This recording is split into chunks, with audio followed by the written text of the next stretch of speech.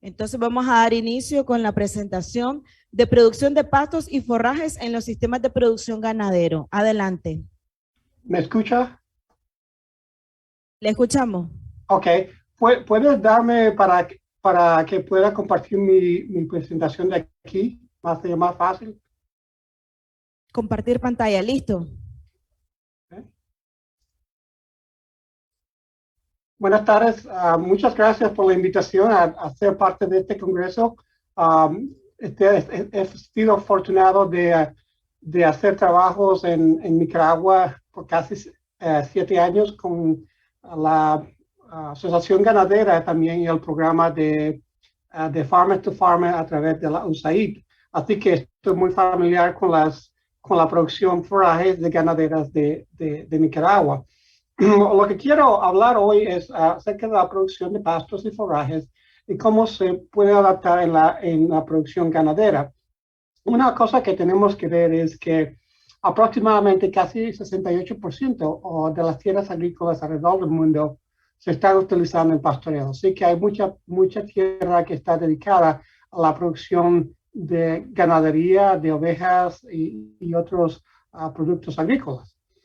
Uno de los problemas que tenemos con las fincas, y he observado eso así como viajo mundialmente, es un deficiente manejo y aprovechamiento de la pastura debido al control de la carga animal. Algunas veces estamos sobre o subpastoreo de esas áreas, embalsamiento y eliminación de la persistencia de recursos pastizados porque no estamos controlando las malezas y eso puede incurrir en pérdidas de la producción y también puede tener un beneficio económico, no solamente aquí en los Estados Unidos, pero en cualquier otra parte del mundo, especialmente en Centroamérica, donde las condiciones son mucho peores para mantener la producción de forraje a través de todo el año. Así que estimamos que no menos del 50% de las pasturas se encuentran en estadios avanzados de degradación. Así que tenemos que mejorar esos tiempos de producción. ¿Por qué los forrajes y los pastos son importantes? Una correcta utilización y manejo acorde con lo que tenemos que va a garantizar una parte del éxito de las actividades pecuarias. Ellos constituyen la forma principal que es más económica, de mayor volumen debido a la cantidad de nutrientes que los forrajes pueden producir, pero también puede ayudarnos a disminuir la suplementación que tenemos que hacer en la área pecuaria.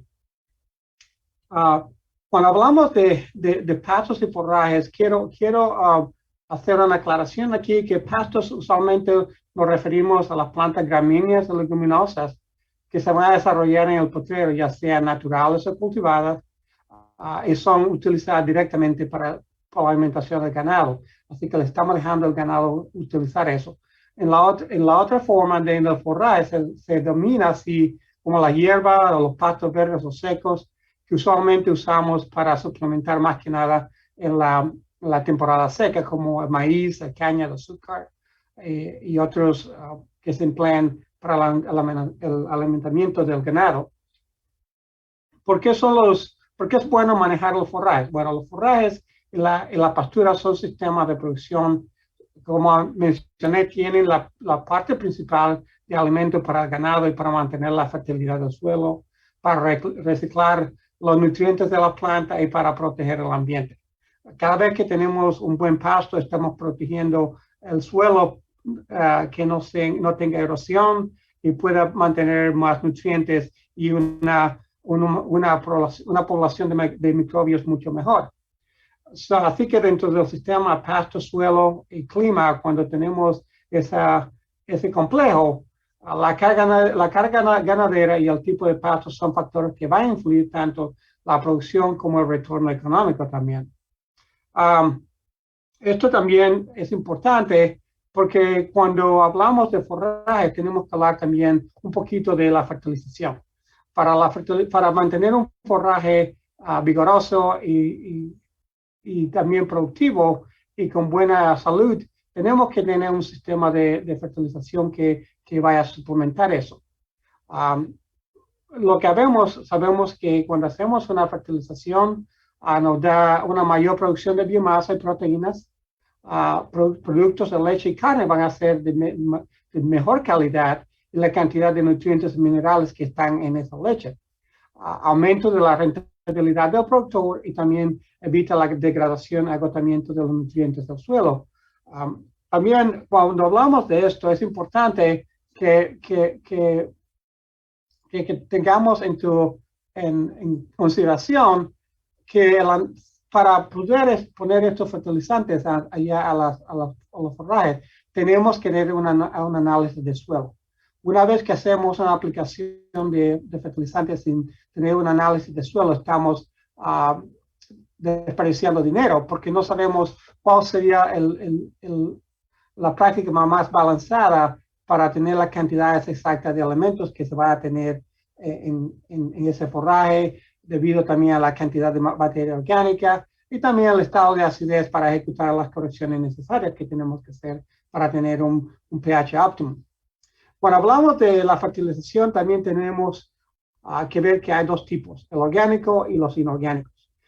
Mi sugerencia es usualmente que si tienes un fertilizante orgánico, debe aplicarte antes de la siembra para que sea incorporado en el suelo y los agentes biológicos permitan la disponibilidad de los nutrientes, porque vas a tener que, los microbios tienen que usar esos fertilizantes orgánicos para tener los nutrientes que sean para la planta. Y también tenemos los fertilizantes inorgánicos y usualmente recomiendo aplicarlos a 25 días después de la siembra. Y la razón por eso es porque algunas de las pastos tropicales como las braquiarias toma tiempo para que ellos germinen. Así que si pones el abono al tiempo de siembra, quizás pase 2 o 3 semanas y vas a perder esos nutrientes, especialmente el nitrógeno. Así queremos tener que la planta ya haya germinado, tenga un sistema de raíz suficiente para utilizar esos nutrientes. Cuando hablamos de especies de pastos y forrajes para Latinoamérica, tenemos una mayoría bien diversa de pastos. No voy a cubrir todos ellos porque no tenemos suficiente tiempo para eso. Pero las gramíneas tienen una función. Ellos tienen raíces, algunos de ellos son raíces poco profundas, tienen tallos cilíndricos. Las flores en la mayoría de los casos son espiguillas. Así que cuando vemos a esto, especialmente para Nicaragua, tenemos una variedad de plantas tropicales que pueden ser utilizadas en rotaciones para la producción de pastos que son adecuados para la carne o la leche. Y esto aquí ves que tienes un rendimiento de masa que es bien alto, pero también algunos de estos tienen una proteína adecuada y una digestibilidad que sea buena especialmente para la producción de leche. La Guinea, la Tanzania, la Mombasa tiene de 10 a 14% de proteína cruda. Si tienes una vaca lechera, requiere casi como 12% de proteína. Así que estás suplementando lo que ellos tienen que tener con una calidad de pasto de esta clase. Una cosa que estamos haciendo aquí en los Estados Unidos, que estoy haciendo aquí en Mississippi, no estoy en Michigan, estoy en Mississippi, estoy en la parte sur de los Estados Unidos, así que estamos en una parte subtropical. Así que algunos de los pastos que se producen en Centroamérica lo podemos crecer aquí en Mississippi también. Y este es un estudio que estoy haciendo con braquiarias aquí en Mississippi. Las braquiarias en Nicaragua van a ser perennes. Para nosotros van a ser anuales porque el frío va a matar las plantas usualmente al finales de octubre y al principio de noviembre. Pero nos ayuda a extender la posibilidad de usar esto para pastos. Lo que estamos haciendo aquí es utilizando las braquiarias y incluir braquiarias con otros anuales como el lirio sorgo Sudán, el millo de perla, las braquiarias y el sorgo forrajero. Porque las braquiarias toman casi 2 semanas, 3 semanas para germinar para nosotros en esta área, lo que hacemos es que la plantamos entonces con estos pastos anuales. Para estos pastos anuales usualmente nos da producción por 60 a 90 días.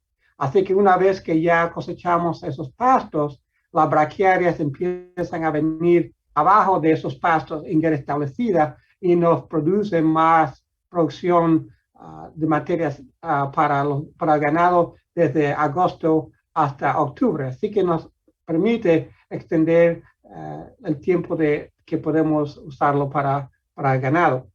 Y lo que hemos visto aquí, ves cómo la braquiaria se está estableciendo muy bien para nosotros aquí en Mississippi, pero cuando vemos cómo ese sistema mejora, lo que aquí tienes, ves a las braquiarias que las plantamos por ellos solas, entonces le tenemos sorgo forajero solamente o el sorgo forajero con la braquiaria y lo hacemos también en combinaciones. Y lo que hemos visto es que cuando la ponemos la braquiaria con el millo de perla o con el sorgo en Sudán, el híbrido de sorgo Sudán, vemos que tenemos casi un 63 y un 45% incremento en la producción de biomasa con esos sistemas. Así que nos permite utilizar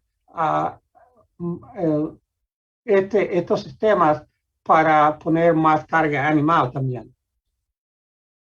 También tenemos pastos alternativos. No he visto mucho la utilización del pasto bahía en Nicaragua, pero creo que es una opción, y el pasto bermuda también. Y con el pasto bermuda tenemos los tipos híbridos, pero también tenemos los tipos de semilla que se pueden utilizar. He trabajado con ellos en Panamá. En Panamá se ve mucha producción de Bermuda grass, pasto de Bermuda, y también para la producción de heno. He trabajado con algunos productores allá que están incorporando eso entre sus ganaderías y sus lecherías para incrementar la producción y también para almacenar heno para la estación seca. Para darles una idea de qué productivos son estos híbridos de Bermuda, esta es una producción promedio de casi 9 años. Un estudio que hice por casi 9 años viendo cómo estas variedades van a producir acerca de la producción. El Tifton 85, el Somoral 007 y el Alicia producen bastante para nosotros en la parte sur de los Estados Unidos. Así es una oportunidad que puede utilizarse también en América Central para incrementar la producción. También lo vemos con la producción de variedades de pasto de bahía. Este es 5 años de promedio que recolectamos en el campo. Hay más variedades de bahía grasas now. Hay una que se llama UF Riata, pero también Tifton 9 en Pensacola quizás sean las más comunes tenemos aquí. Me gusta el Tifton 9 porque ha sido una selección que vino de Argentina y ha producido muy bien para nosotros en la parte sur de los Estados Unidos. Y es un perenne. Todas estas son perennes, se establecen muy bien y también están resistentes a la sequía, especialmente los pastos de bahía. Así que te da una flexibilidad cuando tienes algunos problemas con sequía durante la estación lluviosa. Si tienes una ventana de sequía, esto te puede ayudar también. Este es un estudio que fue hecho en la parte sur de los Estados Unidos comparando la producción de bahía, Pensacola en este caso, comparado con diferentes variedades del híbrido de Bermuda, y fue hecho en Georgia, en Texas, y lo que vemos aquí es que con los híbridos de Tifton 85 tenemos mucha mejor ganancias diarias, pero también nos da un poco más ganancia total de las libras por acre por año. Así que también nos permite tener una carga animal más alta que lo que vamos a ver comparado con Pensacola Bahía. Y el tiempo de pastoreo también es mucho más largo. En este estudio tenían casi 670 días de pastoreo comparado a la Pensacola Bahía, que solamente tenía 131 días. También es importante, y yo espero que algunos de ustedes estén utilizando los bancos forrajeros, así que los bancos forrajeros en Nicaragua, algunos de los productores que tuve la oportunidad de trabajar con ellos, fueron muy buenas. Esta es una de las fotos que he tomado allá también. Y es importante, ¿por qué? Porque los bancos forrajeros son más que nada las leguminosas. Y una ventaja que tenemos con las leguminosas, que son de alta calidad proteína, pero no tienes que añadirle nitrógeno porque ellos pueden fabricar la forma de nitrógeno que tienen usando el nitrógeno del aire. Algunas de las características que tenemos en un banco forrajero, quieres tener una buena recuperación posterior al corte, potencial para producción de biomasa y una persistencia en el tiempo bajo corte, pastoreo o ramoneo intensivo. Y hay bastantes especies que se pueden usar para esto. La caña forrajera, el kinggrass, el elefante, el camerún. No puse mar alfalfa aquí, pero mar alfalfa puede también utilizarse en este tipo de situaciones. Y tiene también algunas de las leguminosas como leucaena, el desmodium y la crateria también que puede utilizarse en esto. También tenemos que pensar que es muy importante tener la conservación de forrajes. Dependiendo de los tipos de forraje que tienes, puedes tener una enificación o puedes tener un enselaje. Y si tienes enificación, tienes que asegurarte que estás cortando a la altura correcta. Tienes que evitar contaminación de malezas, suelo y estiércol, porque eso puede impactar la calidad. Y también el tamaño de picado debe ser de 1.5 a 2 centímetros. Con el enselaje es importante mantener un buen sistema de humedad en ese material.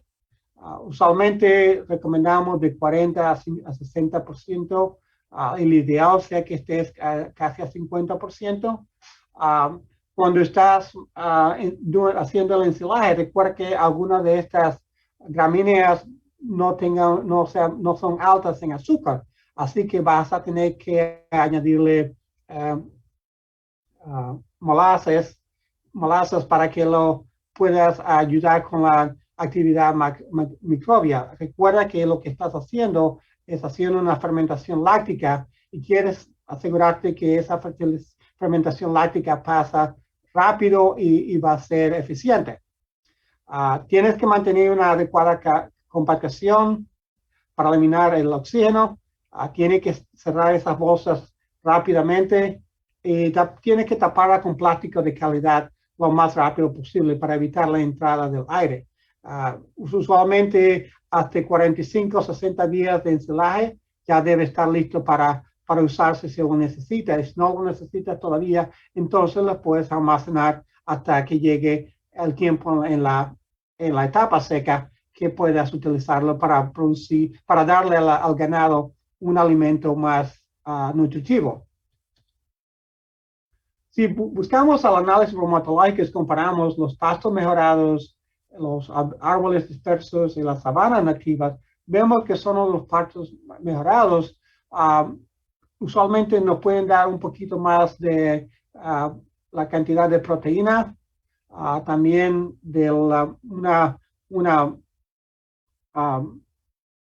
baja cantidad de fibra de detergente ácido, que es lo que queremos, porque eso, la fibra de detergente ácido va a determinar cuánto mucho vamos a estar digestible, pero también la fibra de detergente nutrio, que si es muy alta, también significa que el animal no va a consumir bastante. Así que tenemos que mantener un balance en eso.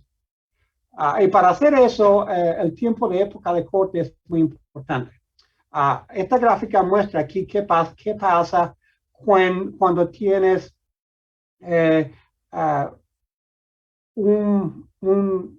una planta a diferentes estados de madurez, al vegetativo, al brote o a la floración.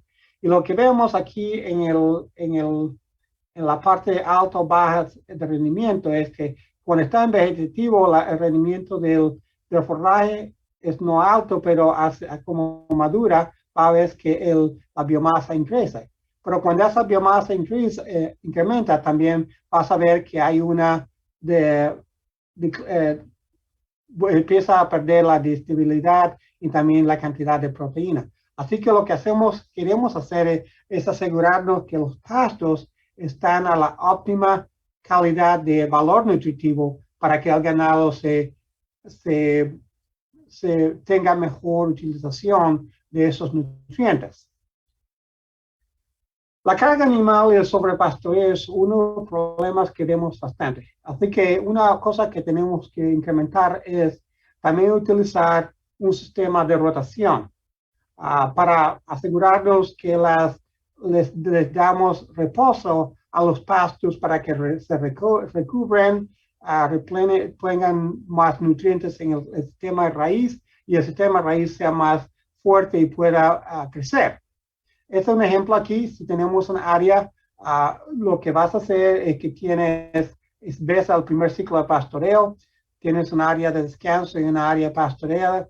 Entonces lo que hacemos es que estamos rotando. En vez de tener un pasto que es bien grande, lo que hacemos es que lo estamos dividiendo, quizás con cercas permanentes o con una cerca temporal como una cerca eléctrica. Una cosa que tienes que asegurarte es que tengas agua disponible en esos pastos para que el sistema sea más eficiente. La unidad animal es muy importante. Una unidad animal corresponde a una vaca de carne de 450 kilogramos de peso que se amamanta un ternero menor de 6 meses. Ella está consumiendo diariamente el 3% de su peso vivo en materia seca. Esto es muy importante. ¿Por qué? Porque vemos a esta figura aquí, lo que pasa es que si vemos a la producción, si la carga animal es baja, va a tener más ganancia por animal. Pero en ese caso lo que pasa es que no va a tener suficientes animales, va a estar en lo que llamamos un subpastoreo.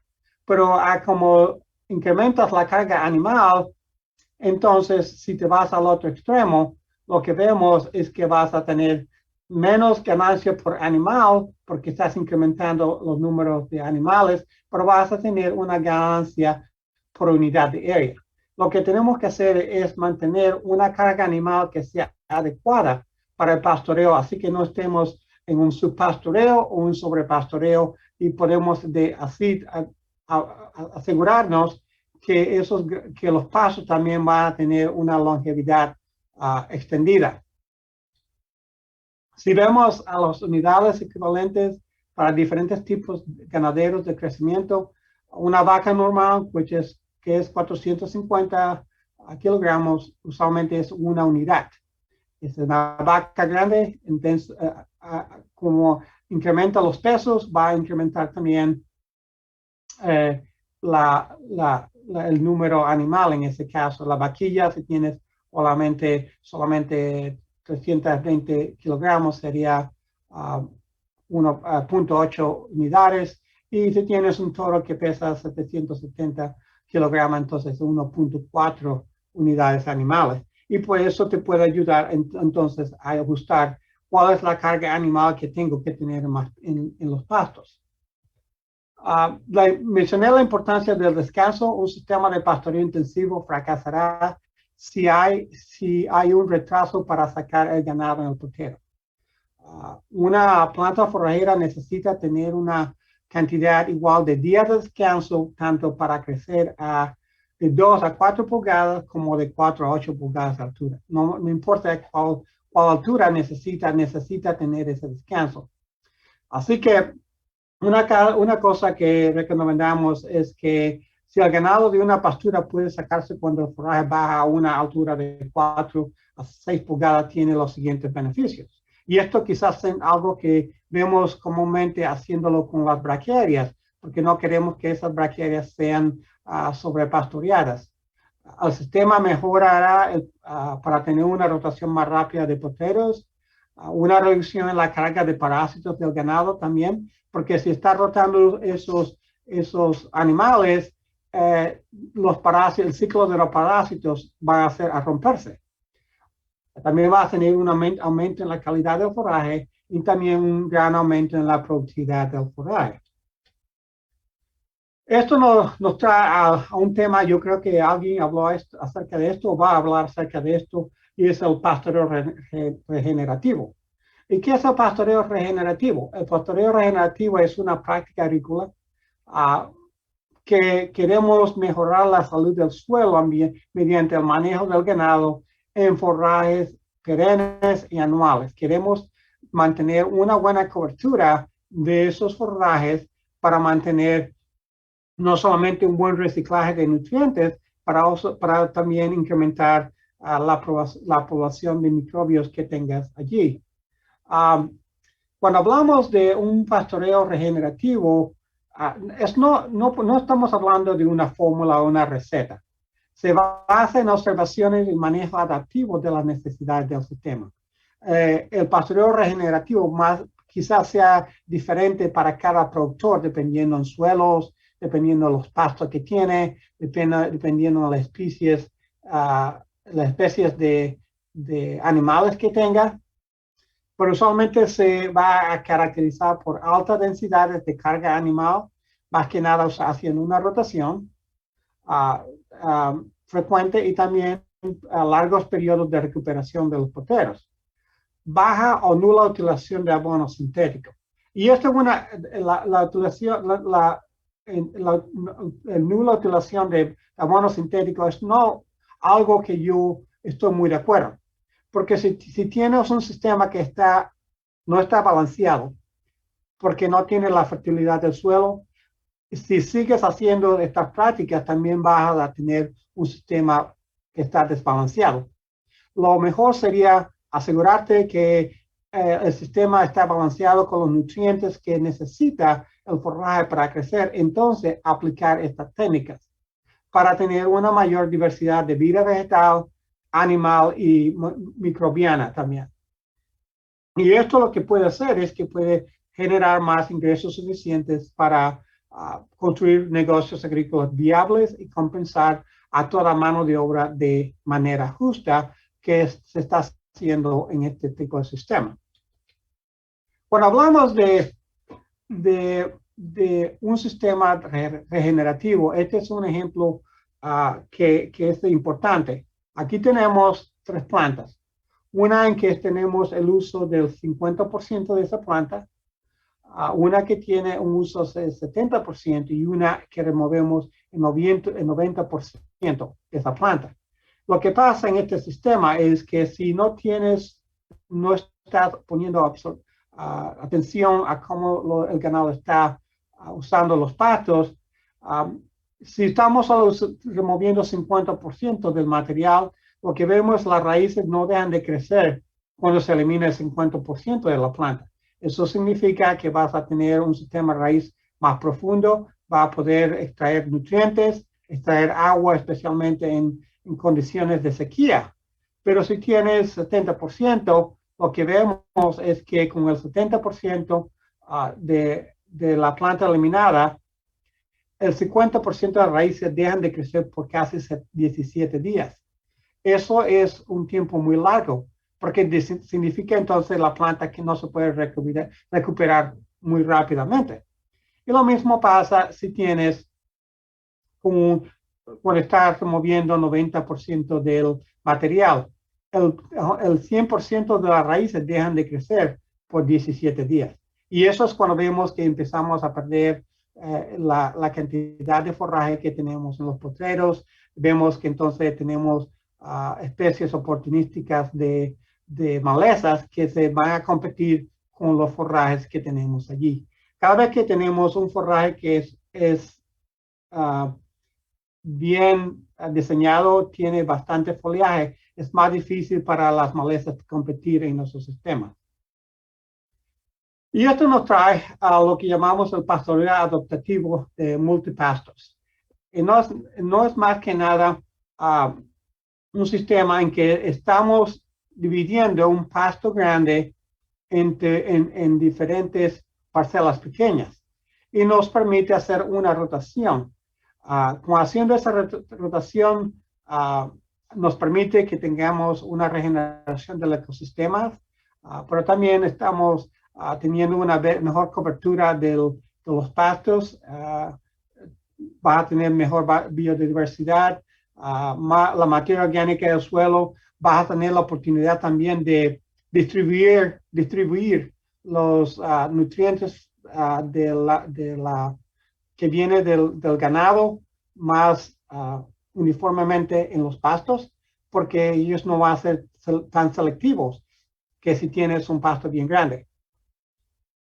Así que para terminar, cuando hablo de estos sistemas, hay cuatro principios que creo que son muy importantes. Uno es el reposo.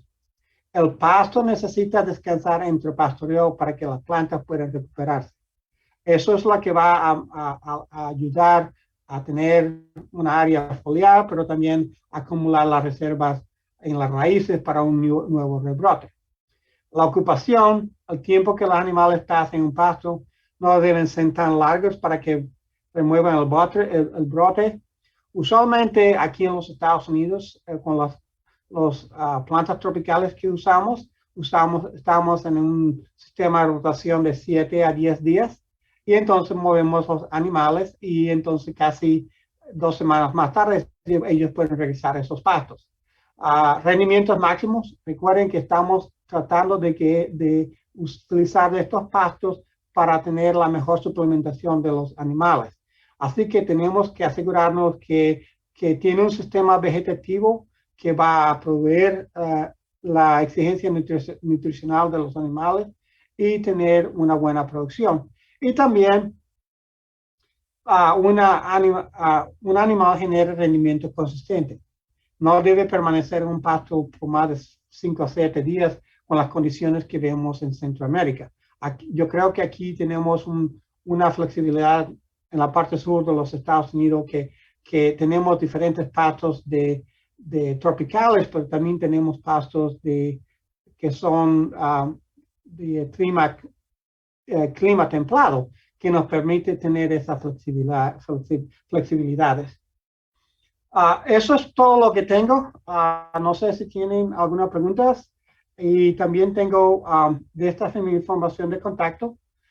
Si una vez que terminamos la charla, si vas a tu casa y tienes preguntas, por favor, puedes mandarme un correo electrónico o puedes hacerme preguntas en Facebook.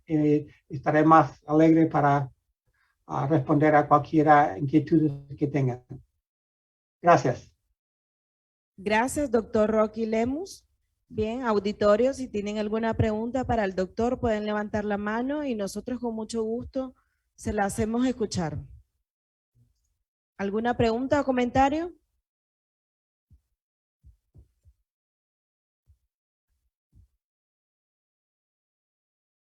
Doctor Lemus, ¿puede compartirnos la presentación en la plataforma, por favor? Sí, ¿cómo se la puedo enviar? Porque yo le envié a soporte técnico.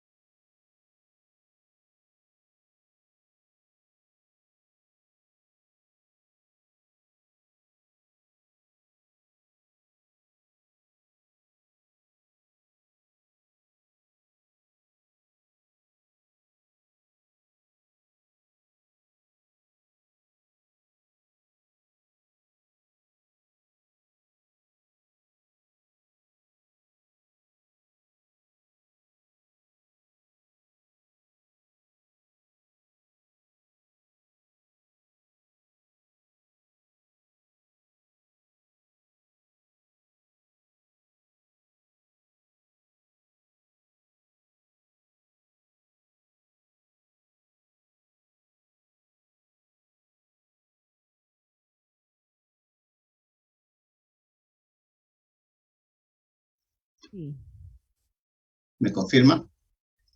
aquí. Tenemos aquí presente.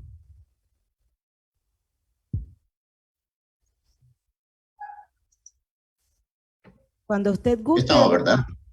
Ok, muy gentil, gracias. Buenas tardes, gracias por la invitación. Y voy a hacer una presentación rápida respecto a ganadería regenerativa. Lo hablado por el colega Lemus amplifica mucho más los antecedentes del porqué de la ganadería regenerativa. En el caso nuestro, estamos en el trópico húmedo, estamos a 300 metros sobre el nivel del mar en la zona donde hacemos investigación. Tenemos una temperatura media de 25 grados, en este momento estamos con 28. Unas lluvias que están alrededor de 2.500 milímetros en el año, distribuidos en los 3 primeros meses en forma mayoritaria y lamentablemente el resto del tiempo es muy escaso. Bajo esas consideraciones, obviamente la ganadería es bastante compleja realizarla por la distribución de la biomasa que se produce. Buscamos a través de los diferentes sistemas de producción o mecanismos. En el caso de la ganadería regenerativa, yendo hacia ese campo, como objetivo establecer obviamente un equilibrio de producción entre la producción animal y la conservación de los ecosistemas a través del manejo racional agroecológico. La producción animal, independientemente si se trata de ganado de leche o ganado de carne, ganado de leche que lo realizamos en las estribaciones de la cordillera sobre los 2.000 metros, 1.500, 1.800, 2.000 metros, versus ganadería tropical en donde más hay ganado de carne, aproximadamente hasta los 1.000 metros, dependiendo de la zona. Buscamos precisamente por las condiciones climáticas que tenemos especialmente, a través del manejo sostenible y empezando con la siembra y multiplicación de especies arbóreas que son nativas de nuestro medio, que normalmente estuvieron, que lamentablemente han sido eliminadas en una gran cantidad, como el caso del Samanea samán, que lo conocemos como samán, el caso de la Samanea huachapela, que lo conocemos como huachapelí. Estas plantas arbóreas, sumadas inclusive al guasmo que conocemos como Guasuma volumifolia y la Ceratonia siliquia, que es el algarrobo, estas 4 especies que buscamos no recuperar, sino mantenerlas en los sitios, porque todavía existen, con una finalidad dentro del sistema de producción ganadero que es el bienestar animal. Indiscutiblemente, las condiciones tropicales sobre las que nos manejamos, la inclemencia del tiempo, con temperaturas altas que ocasionalmente pueden llegar hasta 32 grados centígrados, con una humedad relativa de hasta 90, hacen que las constantes fisiológicas indiscutiblemente del ganado se vean alteradas, especialmente en lo que se refiere a su frecuencia cardíaca y a su frecuencia respiratoria. Y todo aquello implica indiscutiblemente que mayor consumo energético, mayor demanda energética. Entonces buscamos de alguna manera mantener estos esquemas para lograr disminuir ese efecto. A más de las plantas arbóreas, algo que ya refirió el colega, las fuentes de proteína. En nuestro medio, bajo las condiciones que tenemos, hemos trabajado investigando plantas como, conocido como girasol, un falso girasol, también conocido como botón de oro, la Titonia diversifolia. En el caso de la Titonia diversifolia, es una de las plantas más propicias para trabajar en nuestro medio. Tiene una producción de biomasa bastante considerable, pero más allá, el contenido de proteína llega inclusive hasta el 25%, con una tasa de digestibilidad sobre el 80%, que eso es muy importante. La segunda planta arbórea que manejamos es la Polycia wilfolei, en nuestro medio conocida como pestaña y otros nombres más. Si bien es cierto, su contenido de proteína no supera el 20%, pero es mucho más alto de lo que tiene cualquier pasto tropical. La digestibilidad también de esto está sobre el 85%, digestibilidad in vitro hablo en ambos casos. Cuando buscamos plantas arbóreas, es con un fin. utilizarlos como enramoneo.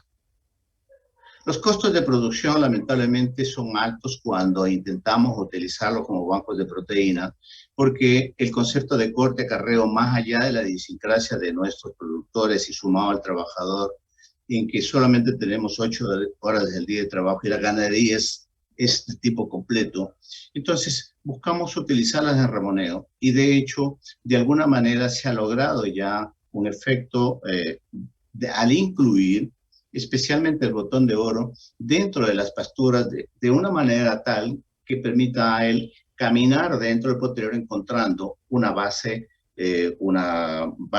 biomasa en suelo, que es la gramínea, sumado a una biomasa aérea que le llamamos, que sería en este caso la Titonia versifolia. Inicialmente, los animales no lo consumían con el apetito que lo consumen el día de hoy. La constancia debe estar exponiéndolos a esto, ha hecho que la Titonia versifolia sea aceptada por los animales, y más aún la otra, lo que es la Polycia guelpholei.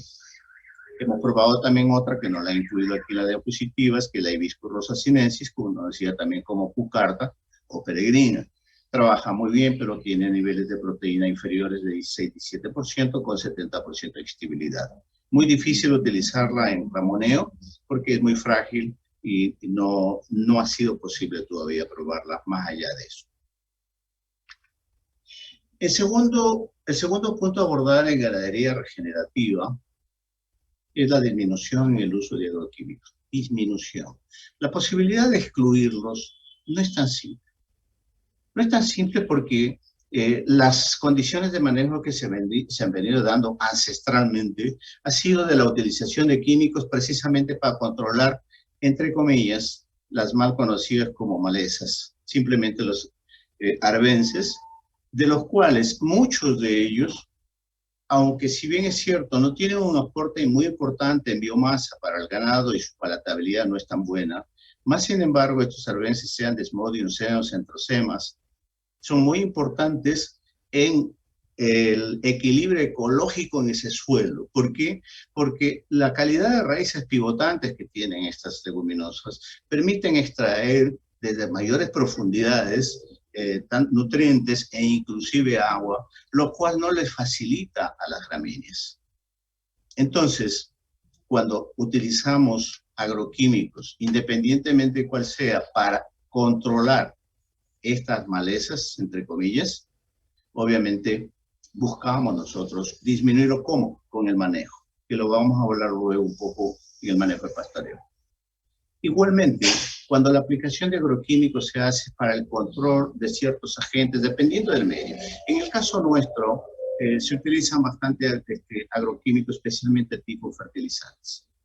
Y obviamente, en las últimas décadas, la aplicación de estos ha generado una acidificación de los suelos, respuesta que se ha dado con la presencia de plantas que antes no existían, como los helechos, que son características de los suelos ácidos. Por otro lado, en la ganadería regenerativa, buscamos mejorar el manejo de excretas. Si bien es cierto, en los sistemas de pastoreo, en nuestro país, que es multidiverso en sus nichos ecológicos, en sus nichos, en los ecosistemas, en el caso de las regiones altas, sobre los 1.500, 1.800 metros, el problema de las heces se soluciona con una aspersión de las heces con tractores en donde pasan llantas y se dispersan con el objetivo de eliminar parásitos lo mayor posible y diseminar también y mejorar la fertilización de ese suelo. En el caso del trópico, donde estamos nosotros, esto no es necesario por cuanto las temperaturas elevadas sumadas a una también elevada humedad hace que la descomposición y desnaturalización de estas bostas sea lo suficientemente rápida para destruir inclusive parásitos en un buen número. El problema mayoritario que nosotros enfrentamos es aquí. En el trópico es natural, es usual, es normal en que nuestros ganaderos guardan sus semovientes en corrales en horas de la tarde, generalmente después de las 4, por diversas situaciones. Una de ellas especialmente el problema de vejeado. Entonces, la pregunta que siempre hacemos, si en pastoreo las excretas quedan en potrero, que es lo ideal, ¿qué sucede con estas bostas expuestas aquí en estos corrales? No son recogidas, no son recolectadas y mucho menos dispersas en los potreros. ¿Qué pasa con esto? Esto se pierde.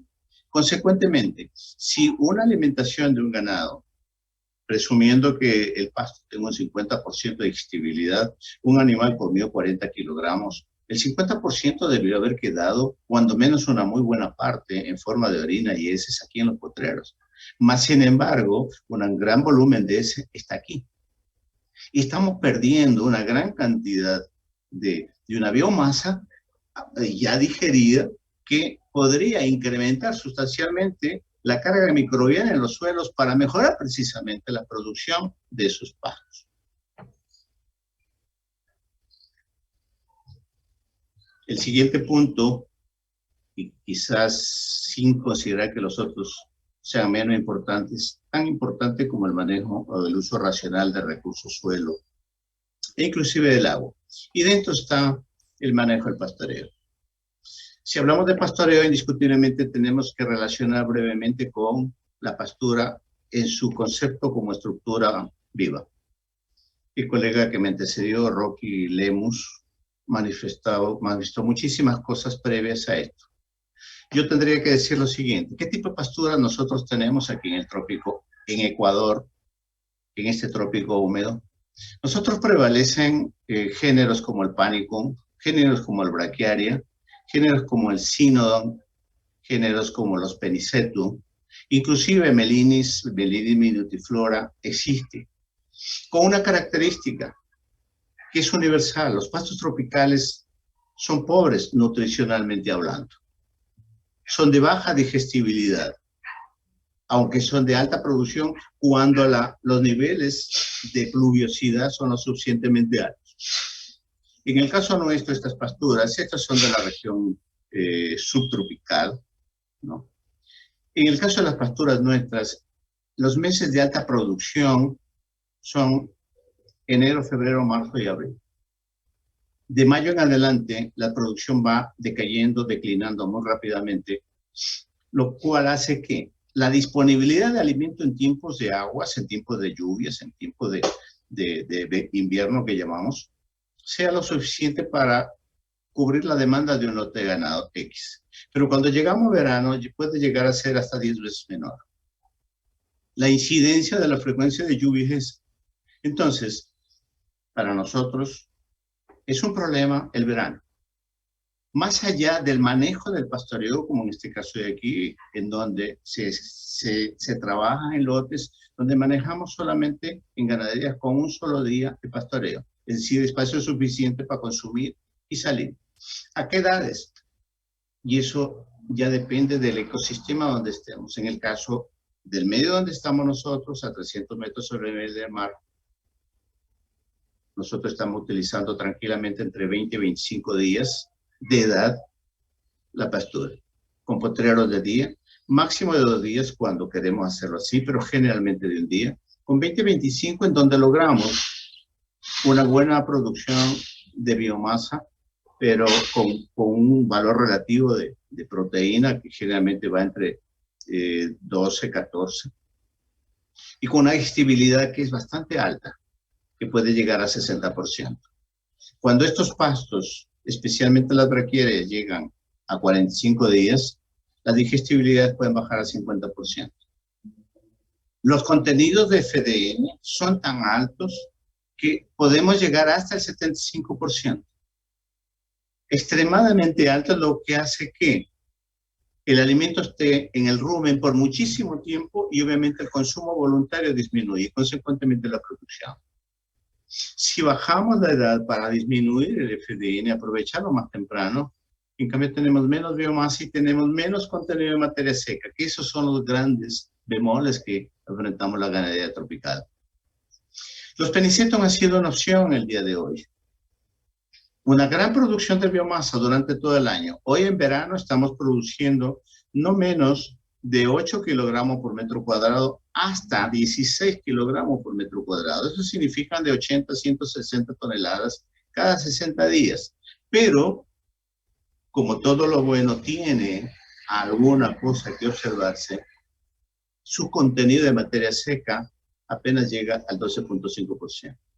Entonces, la limitante está ahí. El resto, en la producción de biomasa, muy eficiente. Para terminar, los objetivos de la ganadería regenerativa, con el nombre que se le ha dado hoy en día, busca la sostenibilidad de las unidades productivas desde el punto de vista ecológico, económico e inclusive social. El punto social es que le hemos puesto, más allá de la sumatoria ecológica, le hemos puesto mucho enfoque últimamente, porque lo económico, si bien es cierto, ocasionalmente tenemos que trabajar en una ganadería de sustentación, no para hacer volúmenes, pero sí de sustentación y vivir relativamente bien, pero nos preocupa también muchísimo hoy en día el manejo ecológico del mundo. Hemos perdido muchísimas áreas por la expansión de la ganadería, muchas áreas de fuentes hídricas especialmente. Y no, estos días estuve visitando un campo en donde todavía encuentro grandes cantidades de plantas como las primeras que mostré, guasmos, y las siguen deforestando, pero la gente está siendo instruida precisamente para evitar aquello, porque requerimos mantener esas fuentes tanto de producción de alimentos, porque todas estas plantas grandes, todos estos árboles, producen alimentos más allá de sombra. Las vainas que producen, los frutos que producen, en verano son muy apetecidos por el ganado y esa es una de las razones también de la utilización de aquello. Hasta aquí mi presentación. Les agradezco por la misma y si hay alguna inquietud, estoy presto a escuchar.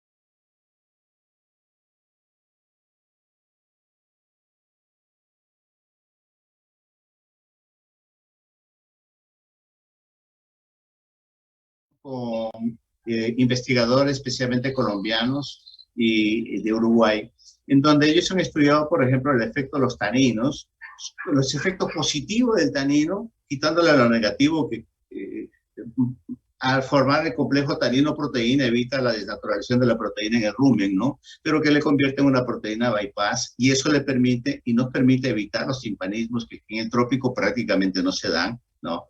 Pero ellos manifiestan algo más que sí es bueno compartirlo y de pronto si se corrobora que bueno, se sugiere que tiene un efecto antiparasitario, ojo, al disminuir probablemente el efecto de la ovoposición, especialmente de los helmintos y céstodos.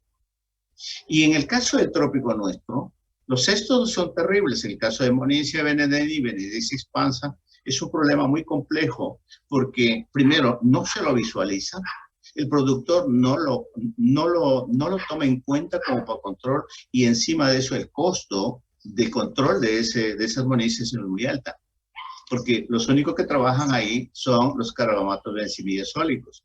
Entonces, si los taninos tienen ese efecto, obviamente buscamos precisamente ayudarnos de aquello, ¿no? Hasta la medida de lo posible. Claro, solamente son presunciones, como digo, sugerencias que se dice que suceden, que se dan, y habría que ver. Pero sí existen factores antinutricionales indiscutiblemente, pero yo tengo algo en la cabeza. Yo nací en el campo y soy del campo.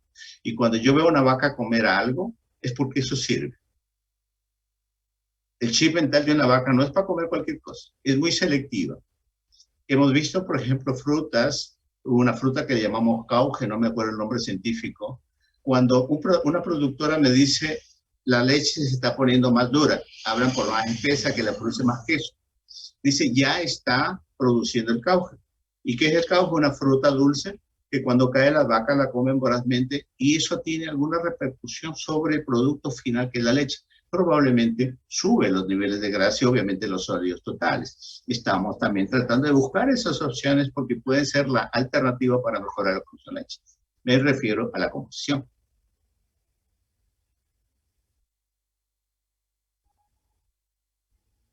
En la traqueotomía se ha reportado un factor antinutricional que produce alopecia focalizada, especialmente en la traqueotomía de Cumbens.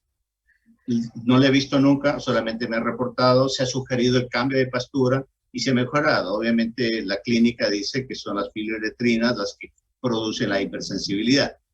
Solamente la he escuchado, la he visto en algunos escritos y alguien me comentó algún día aquí, sugerimos cambia pánico y se solucionó el problema. Entonces se sospecha que realmente la verdad que de Cumbres tiene ese problema en terneros, ya en adultos no ha habido. Y ese es un factor antinutricional, si se le puede llamar así, en el caso de braquialis.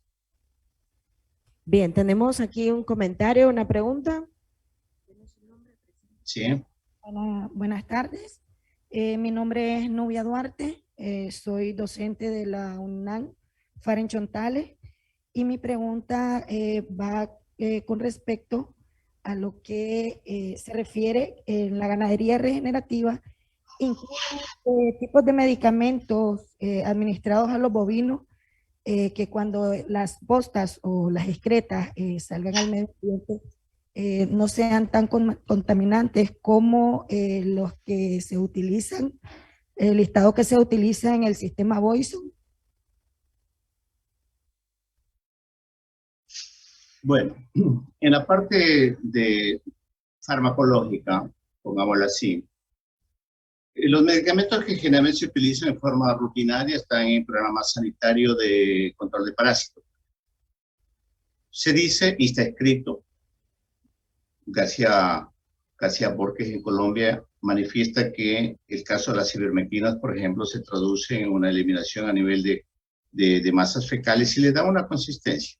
Más allá de la contaminación en piso que elimina muchísimo o disminuye mucho la población microbiana.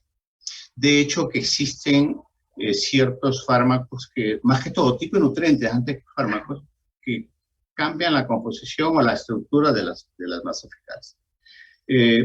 En el caso nuestro, voy a hablar del caso nuestro, prácticamente no se observa mucho porque la medicación se hace muy poco. Me refiero, los programas antiparasitarios son solamente temporales. Estamos al menos tratándolo en nuestro sistema de manejar con el mínimo posible de medicación farmacológica antiparasitaria, justamente utilizando algo mencionó Rod, el tiempo de regreso y estancia dentro de un potrero. Nosotros utilizamos nuestras pasturas en nuestro sistema los 20 días, independientemente si es invierno o verano. Si el ciclo biológico del parásito es 21 días en términos generales, obviamente cuando llegan los bovinos, de pronto muchos de los agentes parasitarios no están disponibles o no son infestantes aún, y como están solamente un día, muy pocos llegan a estar dentro. Ahora, si nosotros incluimos en las dietas leguminosas tipo Arache Pintoy, por ejemplo, que tienen alto contenido de taninos, precisamente lo que manifestaba en antes, queremos aprovechar el efecto de ese tanino para el control de la ovoposición y de esa manera regular disminuir la población parasitaria. Entonces, no he visto mayor cosa porque no utilizo casi antiparasitarios. Dejé de utilizarlos hace aproximadamente unos 15 años y me vengo manejando solamente con el manejo de potreros, ¿no? Especialmente aquí en la zona del trópico, como decían antes, las bostas se descomponen muy rápidamente por el efecto de temperatura y humedad, ¿no? Pero sí sé que existen diferencias en alguna diapositiva, lamentablemente no lo tengo a mano. En alguna diapositiva podíamos ver los tipos de bostas en función de inclusive de dietas que se producían y de la calidad digestiva, más allá de pronto de alguna presencia de algún antiparásito, de algún agente farmacológico.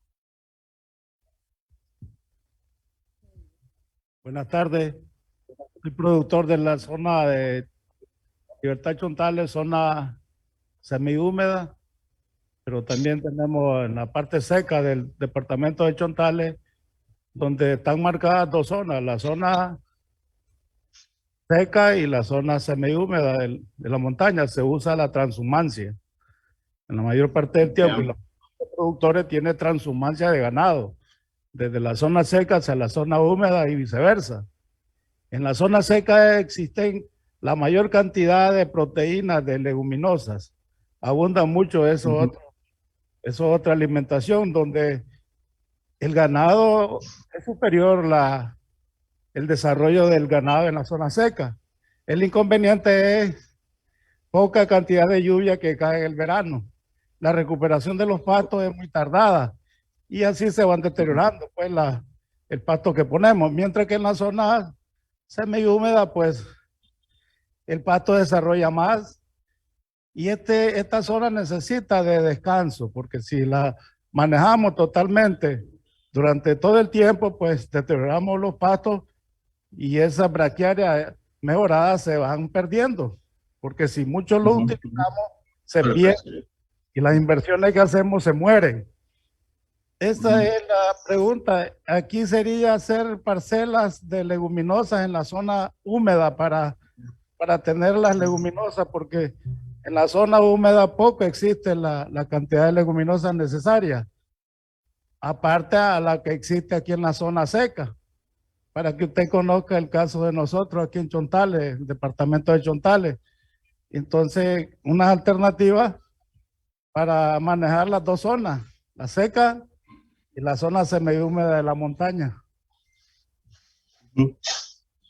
Bien, Víctor, ¿verdad? Víctor, y para todos, el problema de ustedes es un problema universal casi en el trópico, al menos en el trópico nuestro. La baja pluviosidad, baja producción de biomasa, consecuentemente baja carga animal. Es una realidad. Estamos generando precisamente en función de esas experiencias un sistema que le llamamos el sistema de pastoreo con suplementación estratégica de volumen. No una suplementación estratégica nutricional propiamente dicha, sino por volumen. Si nosotros tenemos en la época de invierno una alta producción de biomasa, pero en la época de verano lo que dice una baja producción, entonces hemos buscado una alternativa de producción de gramínea que me permita darle sostenibilidad alimenticia al animal en verano. En el caso nuestro, estamos manejando un cultivar de Penicetum. El Penicetum, el original que yo conocí cuando en la década de los 80 era estudiante, era el famoso pasto elefante. Pero el famoso pasto elefante se lignificaba muy pronto, 50 días, y era prácticamente indigerible. Se ponía muy duro. Más sin embargo, hoy en día, me imagino que en Centroamérica debe existir también algunos derivados de Penicetum, como lo que le llaman en Colombia, nosotros también llamamos acá el Clon 51, que supongo que es el 769 que se produjo en el Ica en Cuba, o el OM22, también conocido como Cuba 22, que igualmente se produjo en Cuba, que es un híbrido entre Penicetum purpúreo y Penicetum glaucum. Esos dos lo hemos encontrado como una opción. ¿Por qué? Porque pese a tener cultivos de más de un año, sin embargo siguen siendo viables en su utilización para alimento. Entonces, los tenemos en este momento, los tenemos trabajando dentro de los, no en bloques, ya son hectáreas, en donde se corta y se tiene pasto fresco para la alimentación en verano. Entonces, si en invierno yo requiero, por decir un número, 40 kilogramos de alimento fresco para una vaca de 400 kilos, pensando en el 10% de su peso vivo, y en verano solamente dispongo de 10, me faltan 30, esos 30 están en el penicetón de corte. Claro, en este momento, en este verano que hemos tenido, que no ha sido muy seco aquí en mi país, aquí en Ecuador, ha sido relativamente húmedo, hemos tenido hasta 180 toneladas por corte, 180 hasta. Lo mínimo que hemos tenido ha sido 5 kilogramos, que son 50 toneladas por corte a los 60 días. Son volúmenes considerables. Entonces, sumado a eso, debemos considerar las plantas arbóreas. Las plantas arbóreas de las que hablaban antes, que me refiero al botón de oro, por ejemplo, es con fin de tener un núcleo proteico, ¿no? Porque la cantidad de proteína más la digestibilidad que tiene me suple, ahí sí me suple nutricionalmente a la dieta de la vaca, lo que requiere para producir especialmente carne. Entonces, las opciones que nosotros manejamos es con pastos de corte. Ojo, pastos de corte que sean sostenibles en el verano, sin agua. Estos tienen un alto, viven muy bien en el verano. Lastimosamente, como les decía, tienen su bemol, tienen bajo contenido de materia seca, pero me saca del problema de la falta de comida en verano, aunque baje su calidad nutricional. La cantidad de proteína que tienen estos pastos es baja, ¿cierto? Estamos hablando de 11, 12, 12.5, no tiene más a los 60 días. Y la hoja, solamente la hoja, mire que tiene hasta 18 hojas en una sola planta, solamente la hoja tiene 22 de materia seca y eso es muy importante. El tallo es el que es un tubo de agua, tiene apenas el 10% de materia seca, tiene 90 de agua. ¿Y cuánto pesa una planta de esas? Aproximadamente 1.2, 1.3 kilos a los 60 días. Ahora en verano. Vamos a probar ahora en invierno qué es lo que pasa. Ya nos viene el invierno. Estamos hablando de diciembre, de aquí enero, febrero, marzo, abril, cuando tenemos 600, 700 milímetros de lluvia. Vamos a ver qué pasa con este pasto, ¿no?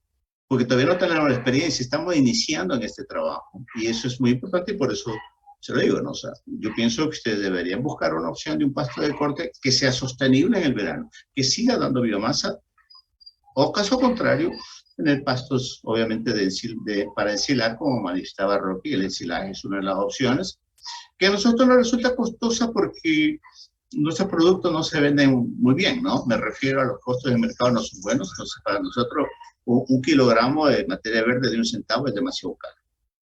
Nosotros manejamos el dólar, ¿no? Entonces es demasiado caro para una vaca que me produce 10 litros de leche. Entonces sí, don Víctor, yo pienso de que tendría que verse la posibilidad de gramíneas por el volumen y obviamente las leguminosas que sirven mucho para suplir una parte de la dieta, especialmente la proteína.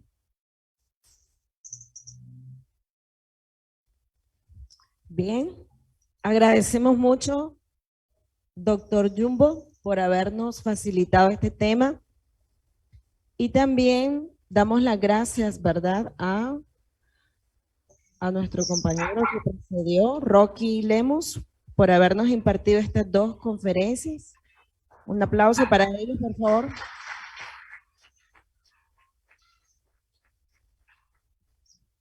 De manera virtual. Hacemos el llamado a nuestro amigo, el máster Martín Mena, de CIAT, para que nos presente el siguiente panel llamado Intensificación Sostenible de Fincas, Ganadería utilizando especies forrajeras de alta productividad. Nuestro compañero Martín lleva también su trayectoria en el tema de ganado y tiene mucho que mostrarnos el día de hoy. Así que adelante.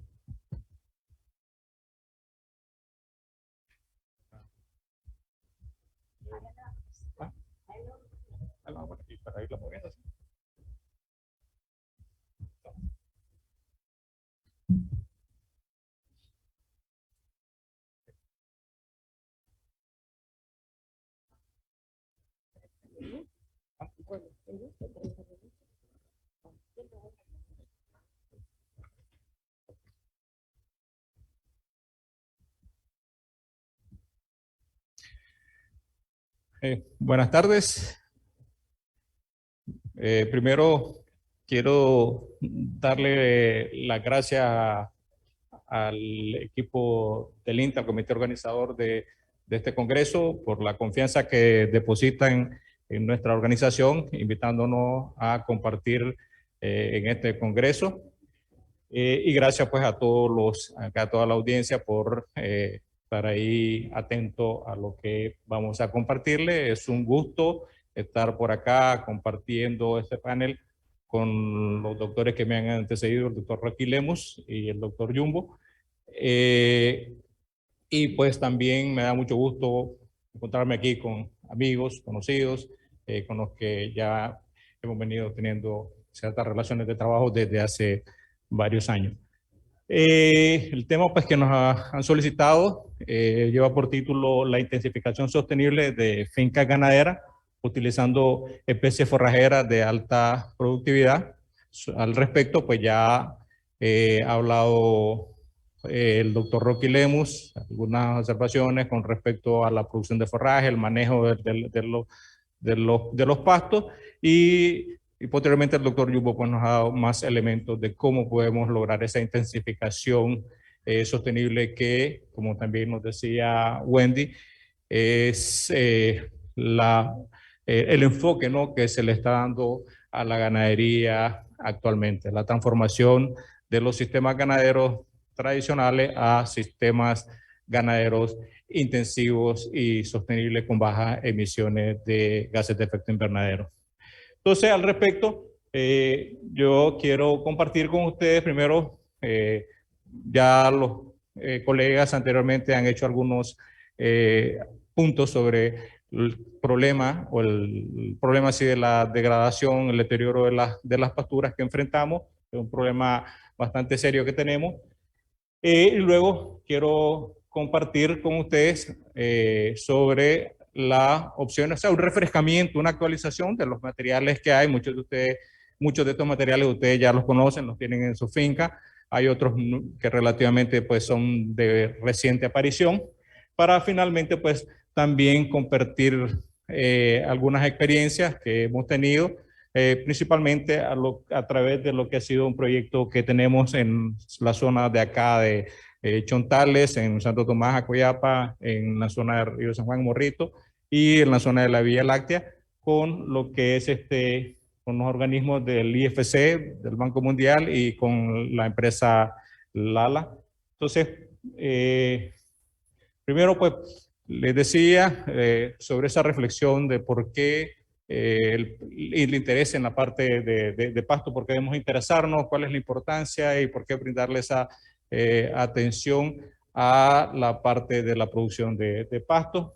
Creo que aquí todos los productores que están presentes están conscientes, viven en carne propia la experiencia de que la ganadería es una fuente importante de alimentos y de ingresos en su finca, y sobre todo también que es un rubro pues de menos riesgo ante las amenazas por los efectos del cambio climático.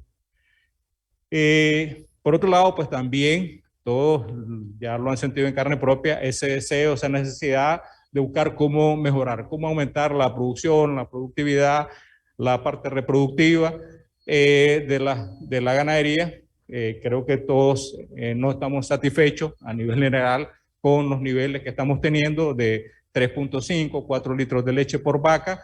Todos quisiéramos llegar a tener producciones de 6, 7, 8 litros por vaca por día.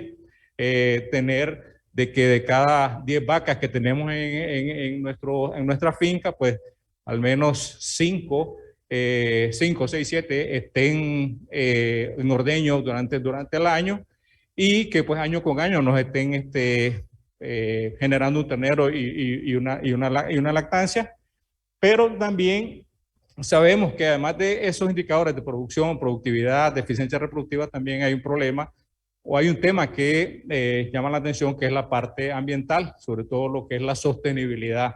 ¿Cómo podemos entonces lograr todo eso que deseamos de mejorar el desempeño de la ganadería, pero que sea sostenible tanto en el tiempo como en el espacio. Como acá hablaba el amigo, bueno, tenemos que en veces que recurrir a la transhumancia, buscar otros lugares, y eso pues tiene ciertas incomodidades, ciertos problemas.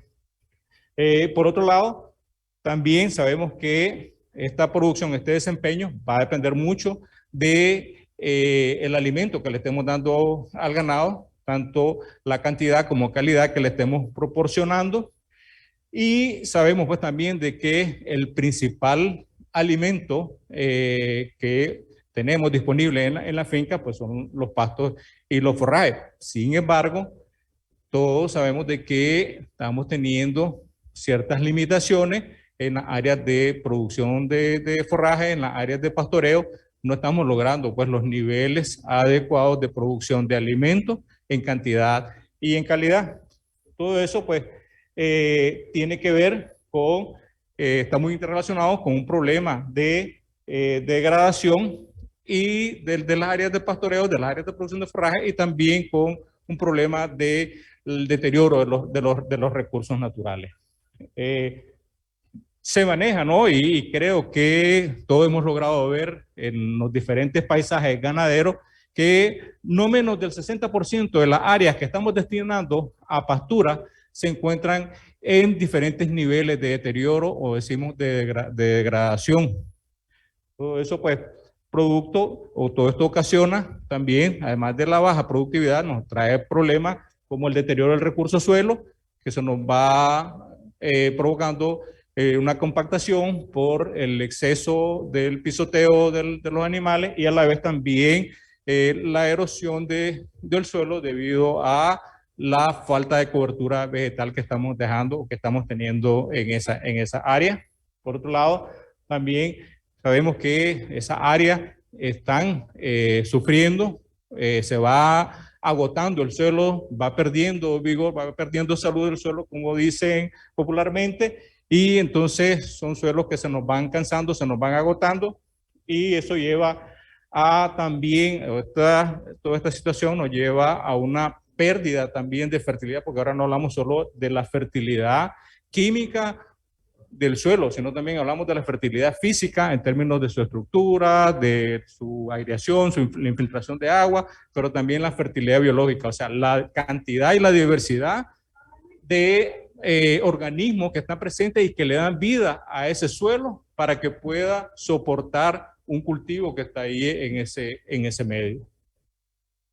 Y luego tenemos pues que ya después de todo esto ya comenzamos a ver en nuestras pasturas que el pasto que sembramos va cada vez perdiendo cada vez más vigor de crecimiento.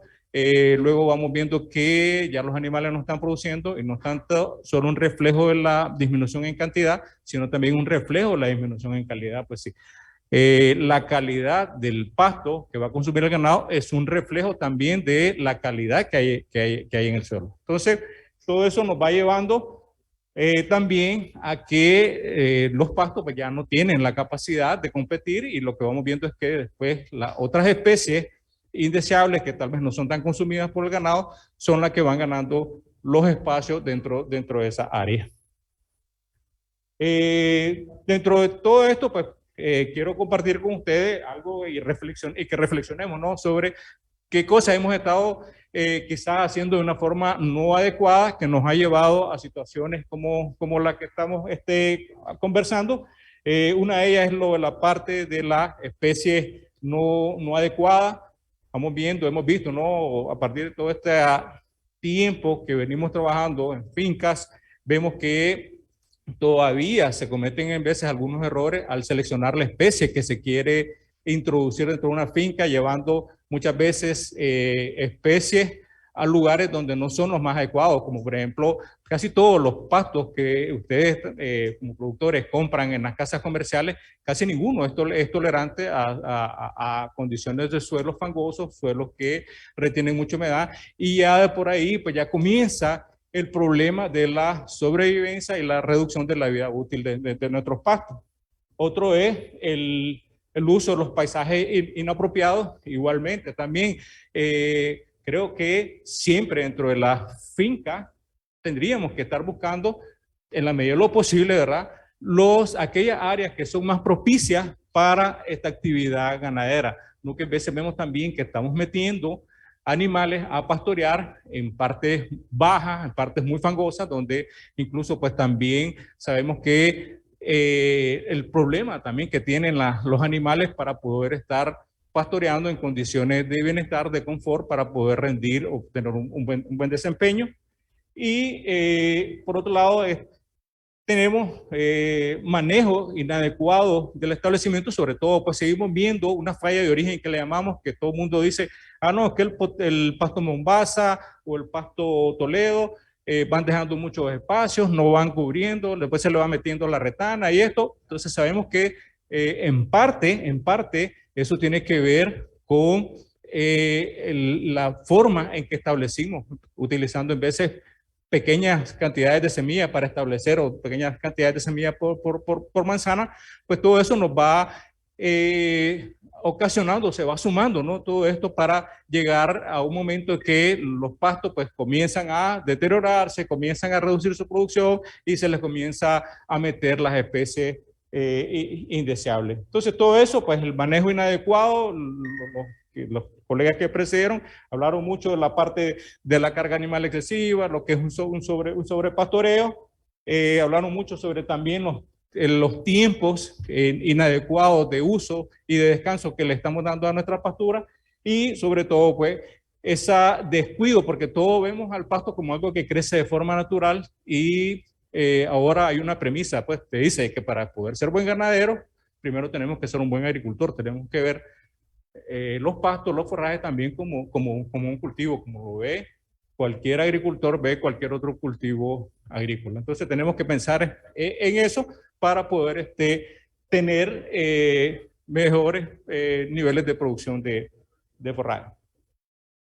Entonces, a partir de este contexto que le digo, pues el que vivimos a diario y el que estamos enfrentando, tanto productores como técnicos, las organizaciones, etcétera, ha surgido, ¿no?, la idea de ver pues cómo logramos hacer una intensificación sostenible de la producción ganadera con base en forraje. Primero, el criterio de intensificación nos estamos refiriendo a ver cómo logramos mayores niveles de producción en términos del área, de cómo con la misma área o con menos áreas podemos lograr mejorar los niveles de producción que tenemos. Y el término de sostenibilidad, pues ya le decía, la sostenibilidad de que todo ese progreso que podamos tener en mejorar las pasturas, en mejorar la producción animal, que sea sostenible en el tiempo y no sea algo que lo logremos nada más en 3, 4 años y después volvamos a todo ese círculo vicioso como nos está ocurriendo actualmente. Entonces, en ese sentido, hay diversas vías para el mejoramiento de forraje. El doctor Lemus hablaba de lo que ellos estaban haciendo, hablando allá en Mississippi, una zona subtropical, con diferentes materiales de pastos, de otras especies de pastos, como los Bermuda, como los pastos Bahía, que son los paspalum acá. Entonces, igual también acá hemos tenido la influencia de sillas de Embrapa, que también han hecho lo mismo, evaluando materiales y han dado origen a muchos de los materiales que se encuentran a nivel comercial, evaluando cultivares, variedades, y a partir de evaluaciones con las organizaciones, tanto organizaciones de investigación, organizaciones gremiales, ONG y otro tipo de organizaciones, pues ha llegado a seleccionarse, a hacerse selección de materiales solo en base a su desempeño en las condiciones de cada uno de los países. Pero por otro lado, otra vía que se ha seguido ahora, a partir de unos 20 años, 30 años, ha sido la hibridación, que antes en pastos tropicales pues era casi como algo muy difícil, era todo un reto, y entonces ahora nos ha llevado a partir de finales de los 80, inicios de los 90, todo un hito con la posibilidad de poder hacer hibridación. Y a partir de ahí pues surgieron ahora, muchos de ustedes me imagino que han escuchado hablar del híbrido mulato, que fue el primero, el mulato 2, después vino el híbrido caimán, y así han ido surgiendo y cada vez pues van apareciendo más híbridos. sobre todo lo que es de braquiaria, la combinación o el cruzamiento de braquiaria brisanta con braquiaria rusicensis y braquiaria decumbens, pero también se sigue trabajando en estos procesos de hibridación. En la segunda lámina pues tenemos ahí hibridaciones con braquiaria humidícola, una especie o un pasto que se introdujo hace varios años, pero que se ha dejado de utilizar en los últimos años. Y también se trabaja en la hibridación de los famosos panicum, de los guinea, de los Tanzania, los Mombasa. Entonces, de todo ese especie de los panicum maximum se viene trabajando también en la hibridación para obtener materiales más sobresalientes que los han antecedido. Ahí podemos ver, compartir un poco de la comparación tanto de productividad de biomasa de pasto en comparación con los materiales que se han utilizado tradicionalmente, pues en comparación con un jaragua, con un retana. Al final aquí en este cuadro lo que se quiere mostrar es de que existen materiales que tienen un alto potencial de rendimiento de forraje para mantener el ganado y así también como un alto potencial de rendimiento con calidad, y eso se traduce en un alto potencial para mejorar tanto la producción individual como la producción de leche y carne por manzana o por hectárea, cualquier unidad pues, de superficie que estemos utilizando.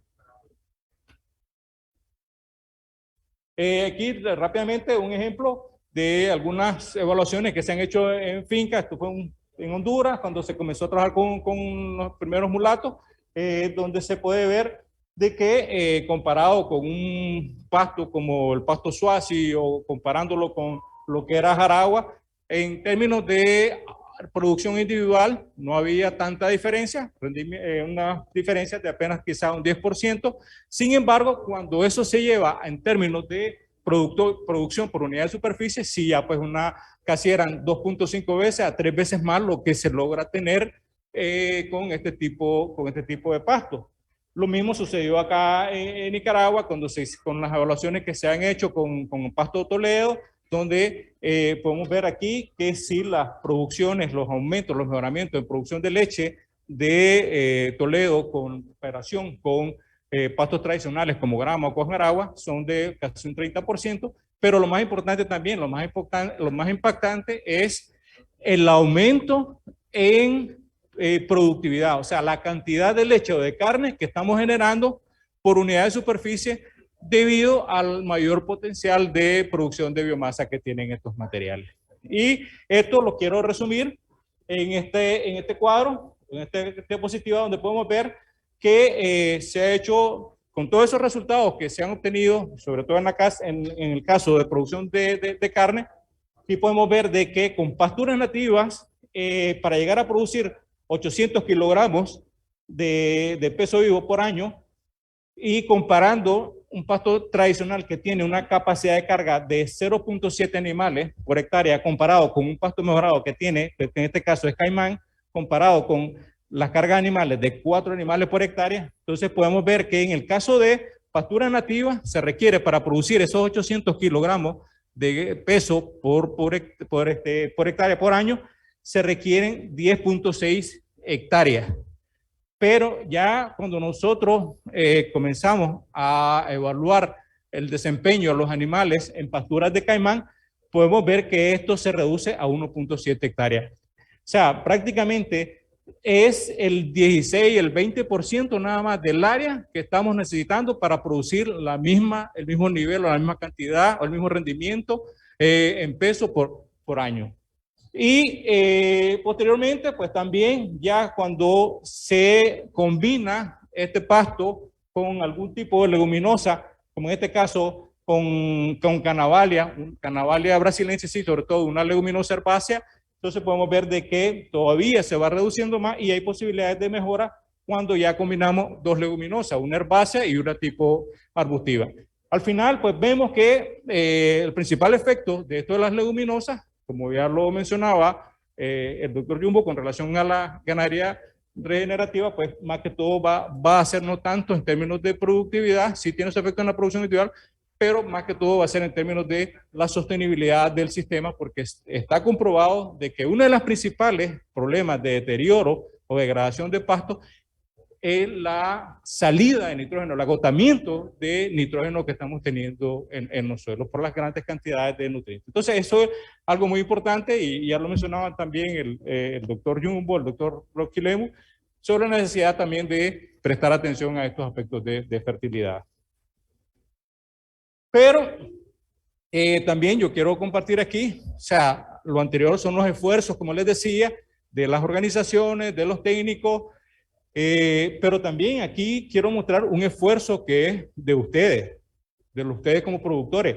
Pueden ver en esa curva desde el comportamiento de las importaciones de semillas de pasto desde el año 2001 hasta el 2019, cómo han ido creciendo considerablemente hasta el punto de que llegamos a tener en el periodo 2007 a 2019 importaciones de 360.2 miles de kilogramos de semillas de pasto mejorado que se está importando de Colombia, de Brasil anualmente.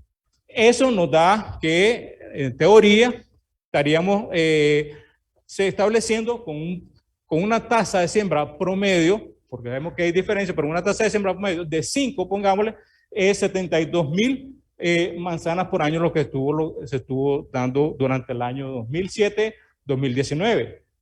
Eso nos hace un total de 4.7 millones de kilogramos que se han importado durante ese periodo y casi son 1 millón de manzanas las que se han venido estableciendo con pasto mejorado. Según el Senagro, tenemos que al 2011 teníamos 30% del área de pastoreo total nacional que estaba cubierta con pastos mejorados. Es probable que desde el 2011 hasta la fecha esto todavía haya sido más porque es lo que les digo, es el esfuerzo de ustedes como productores que han estado invirtiendo, buscando cómo mejorar su finca y han estado comprando bastantes cantidades de semillas. Ahora se ve cuando uno va por diferentes fincas, se ve que todo el mundo tiene su área de pasto mejorado. Sin embargo, seguimos con la preocupación. Aún con esas inversiones que ustedes han hecho, tenemos 60% de áreas de pastoreo, de áreas de postreros que están degradadas, que no están bien, no están productivas, no están altamente productivas y seguimos pues sufriendo los bajos niveles de producción del ganado, bajos niveles de productividad y el deterioro de las áreas de pastoreo que tiene sus consecuencias productivas, sus consecuencias económicas y también sus consecuencias ambientales. Entonces, así rápidamente para ir concluyendo, no solamente la intensificación está basada en lo que es la introducción de una u otra cultivar o variedad de forraje mejorado para lograr esas metas, esos sueños, esos deseos de mejorar la producción.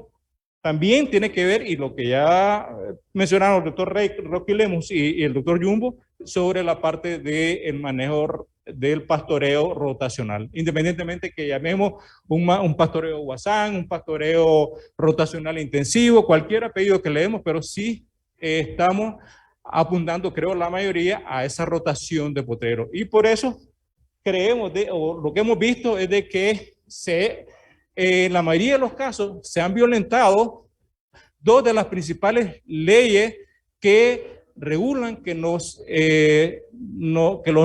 norman todo sistema de pastoreo rotacional. La primera ley nos dice que entre dos pastoreos sucesivos tiene que haber pasado un tiempo suficiente para permitir dos cosas. Uno, que las plantas de pasto puedan almacenar las reservas necesarias para poder rebrotar vigorosamente. Y dos, permitirle que el pasto tenga su llamarada de crecimiento. O sea, no podemos darnos el lujo de comenzar a pastorear un pasto mientras este no ha alcanzado su llamarada de crecimiento. ¿Por qué? Porque lo que está ocurriendo normalmente con esos pastoreos que realizamos en veces de 10, 12 días, 15 días, que dejamos los pastos bastante bajitos, entonces en 10, 12 días ese pasto todavía no ha logrado reponer la reserva que está utilizando para recuperarse. Y por lo tanto eso hace pues de que el pasto vaya perdiendo, como mencionaba sí, el doctor Jumbo, que no me mostraba, no, el doctor Rocky Lemus hablaba de el desarrollo de las raíces. Entonces, con eso vemos que las raíces se van quedando muy cortas y no van teniendo capacidad de soportar o de mantener los niveles de producción de esos pastos y el pasto va perdiendo vigor. Por otro lado, también eso del periodo de recuperación adecuado, era lo que les decía, tenemos que dejar que el pasto llegue a su crecimiento óptimo para tener el punto óptimo de cosecha. Entonces, cuando ya está ese punto óptimo es cuando tenemos buena acumulación de biomasa, tenemos buena calidad de la biomasa de pasto y ya ha habido una reposición de las reservas y por lo tanto logramos asegurar la persistencia, la vida útil de los pastos, porque pasto que tenemos que estarlo resembrando cada 4 o 5 años, pues ya se pierde la ventaja económica que tiene la producción a base de pasto porque son inversiones bastante fuertes las que hay que hacer. Y la otra ley que hemos estado violentando es el tiempo de ocupación. Dice que el tiempo de ocupación de una parcela debe ser lo suficientemente corto para que las plantas de pasto que fueron cortadas el primer día no vuelvan a ser cortadas durante un mismo ciclo de pastoreo. ¿Y qué es lo que pasa? Eso es lo que ocurre cuando tenemos pastoreo de 8, 10, 12 hasta 21 días. El ganado pastoreó por un lado una plantita, se va por otro lado, pero luego vuelve. El ganado, ya alguien lo mencionaba, es muy selectivo, entonces el ganado siempre va a estar buscando las plantas que le están ofreciendo los brotes tiernos y esas plantas, como dice la primera ley, es una planta que no ha cumplido el periodo suficiente para descanso, para reponer reservas y por lo tanto son plantas que se nos van agotando. Esto era, esa foto que está abajo, es un caso que nos encontrábamos en la zona de la Vía Láctea, donde teníamos de que el pasto, comenzaron a introducir los animales, el animal seleccionó, dejó mucho forraje residual, entonces luego en el siguiente pastoreo de 15 días, vuelve y el animal, esa pastura que no la consumió bien, la va dejando, no la va consumiendo y va concentrándose más en las plantitas que van ofreciéndole el rebrote tierno. ¿Y qué va pasando después? De que ese es un rebrote de casi 21, 25 días y todavía podemos ver pues de que hay unas cuantas hojitas y esas es lo que van a meter a que el animal pastoree porque ya el pasto fue perdiendo su vigor y fue pastoreando de manera desuniforme, de manera que ya no es tanto la disponibilidad, no hay oportunidad, solo le queda la oportunidad de seleccionar en esas pocas áreas. Por eso, algo que estamos complementando la experiencia con el proyecto en los territorios que les decía, es trabajando con altura de entrada y salida como una herramienta bastante práctica para el productor de decidir en qué momento voy a meter, en qué momento voy a sacar del pastoreo los animales. Entonces, para esto es un enfoque que tienen los brasileños que han trabajado mucho con las braquiarias, con los panicum y más o menos ahí se establecen las alturas óptimas para los diferentes cultivares, como por ejemplo en el caso de Mombasa, podemos ver alturas de cuando tiene 85, 95 centímetros, es el momento óptimo para que entren los animales, no cuando alcanzó 1 metro, 1 metro 10, 1 metro 20, como sucede en muchos casos. Por ejemplo, aquí en la última foto, de las 4 fotos, la inferior izquierda, esa es una pastura de que el animal pues, se dejó pastor, se metió cuando tenía 1,10, 1,20, deja mucho forraje residual y luego vemos que la altura ideal para sacar los animales, que los animales de hasta donde deberían de pastorear, es casi 35, 40 centímetros y ahí ya esa es una pastura que tiene 80, 90 centímetros. Entonces, esas son las cosas que estamos encontrando y que nos están llevando a estas situaciones que estamos hablando de que son en parte las que explican el deterioro de nuestras áreas de pastoreo. Y muy importante, pues ya lo he mencionado, debemos de combinar o asegurar con todos estos sistemas de pastoreo, primero sombra para el ganado, también asegurar la parte del buen manejo con los periodos de ocupación, los periodos de descanso y sobre todo lo que les he mencionado, la altura óptima de entrada y salida de pastoreo y un suministro adecuado o un suministro a voluntad de agua para el ganado, porque todos creo ya han experimentado de que cuando el ganado tiene acceso a voluntad dentro del potrero a agua limpia, inmediatamente hay un aumento en la producción de leche, solo por el simple hecho de tener acceso a voluntad todo el tiempo de agua limpia. Y todo eso, pues, además debe ser complementado con lo que ya mencionaron también, se hablaba de los bancos forrajeros, la conservación de forrajes, todo esto son herramientas, tecnología o que nos ayudan a integrar en una estrategia para lograr esa intensificación sostenible. No quiero extenderme más para no cansarlo, así que aquí voy a parar. Cualquier pregunta o comentario pues, que tengan al respecto, pues estoy a sus órdenes. Gracias.